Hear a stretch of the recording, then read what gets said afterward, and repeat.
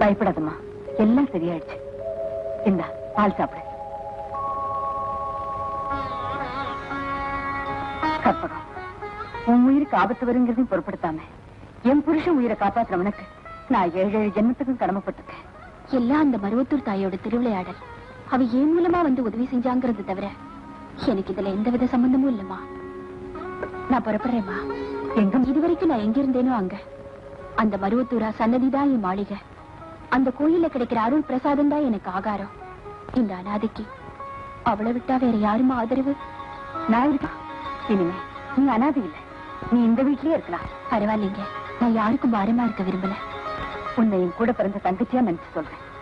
இனிமே நீ எங்கேயும் போக வேண்டாம். எங்கள்ல ஒருத்தியா இந்த வீட்லயே இருந்துரு. அதுதான் இந்த அக்காவோட ஆசை. உங்க விருப்பப்படியே ஆகட்டும்.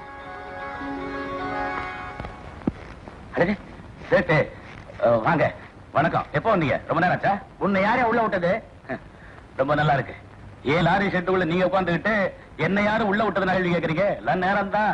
நான் உனக்கு பணம் கொடுத்தேன், நீ திருப்பி கொடுக்கல, ஜப்தி பண்ணிட்டேன். அதான் உள்ள உட்காந்துருக்கிறேன். சரி, உன் வீட்டு முன்னாடி அநியாயமா துருப்பிடிச்சு நின்றுட்டு இருக்கிற லாரிய மறுபடியும் என் பேருக்கு எழுதுவி. 6 மாசத்துல கடன் அடைச்சிடுறேன். நான் ஏற்கனவே குள்ளா போட்டிருக்கிறேன், புதுசா குள்ளா போடாத. நான் வந்து பணத்தை திருப்பி கொடு ராஜா, லாரி திருப்பி வாங்கிக்க. சேட்டு நானு, எனக்கு ரொம்ப வேலை இருக்குது, நான் வரட்டுமா கண்ணா? வரேன் கண்ணா.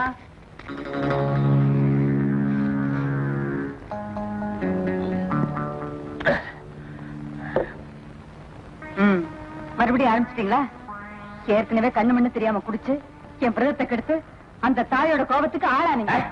தாயாவது பேயாவது அம்மாங்கிறது ஒரு வியாதி. உடம்பு உஷ்டம் ஆனால் தன்னால வருது. இதுக்கும் ஆத்தாளுக்கு என்ன சம்பந்தம்? என்ன சம்பந்தம்? வேண்டாங்க, ஏற்கனவே நெருப்போடு விளையாடி ரணமாந்து போதுங்க. மேல அந்த தாயை பழிக்காதீங்க.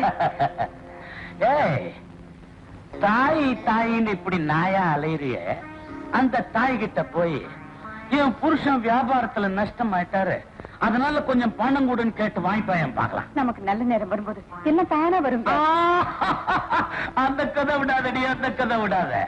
அபிராமப்பட்டிருக்காக அமாவாசை அன்னைக்கு நலாவை கொண்டு வந்தா உங்க ஆதிபரான்னு புருடா விட்டுக்கிட்டு திரியுறீங்களே. எனக்கு பௌர்ணமி வேணாம், பணம் வந்தா போதும். நான் சொல்றதுக்கு பேசாது. வெளியே வர்றப்ப பணத்தோட இல்ல, நீ இல்ல, உன் ஆத்தான் இல்ல. ஓடி.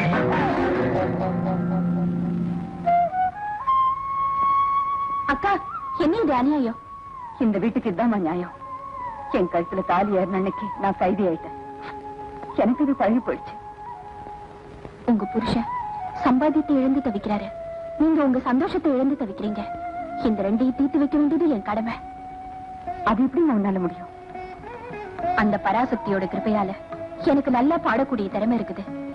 நான் கோயில்ல தினந்தோறும் பாடுறதை கேட்ட பல பெரியவங்க என்ன அன்னையோட எல்லா கோயிலையும் வந்து கச்சேரி செய்யும்படி கேட்டாங்க. நான் அப்ப இருந்த சூழ்நிலையில அதை மறுத்துட்டேன்.